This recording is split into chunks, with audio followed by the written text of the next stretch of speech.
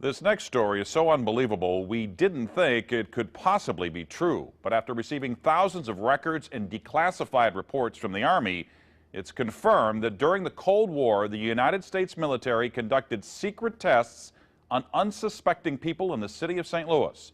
A local sociologist will make her findings public tomorrow, but she spoke first to the I-Team's Lisa Zigman. Lisa Martino Taylor's life work has been to uncover details of the Army's ultra-secret military experiments carried out in St. Louis and other cities during the 1950s and 60s. This study was secretive for a reason.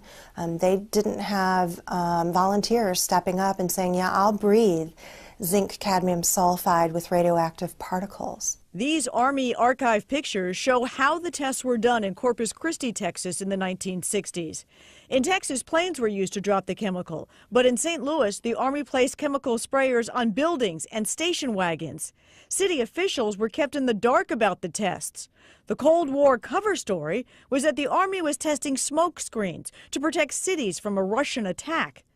The truth, according to Martino Taylor, was much more sinister. It's pretty shocking. The level of duplicity and secrecy,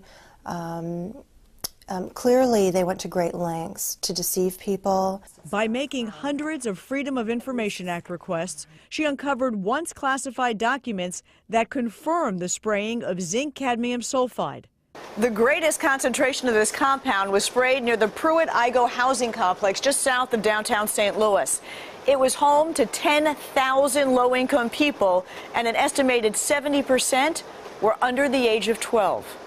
Martino Taylor claims they all unknowingly inhaled this compound morning, noon, and night so the government could measure its effects on their lungs. So this was in violation of all medical ethics, all international codes, and the military's own policy at that time.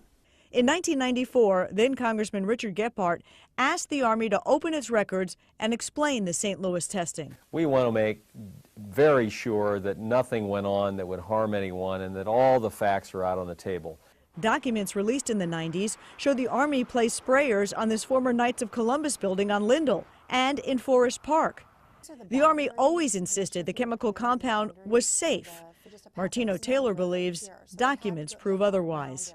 There's a lot of evidence that indicates that people in St. Louis, in the city, particularly in minority communities, were subjected to military tests that was connected to a larger radiological weapons development and testing project. For the first time, she links the St. Louis testing to a company called U.S. Radium, a company notorious for lawsuits involving radioactive contamination of its workers. United States Radium had this reputation where they had been found legally liable decades prior for producing a radioactive powdered paint that killed many young women who painted fluorescent watch dials.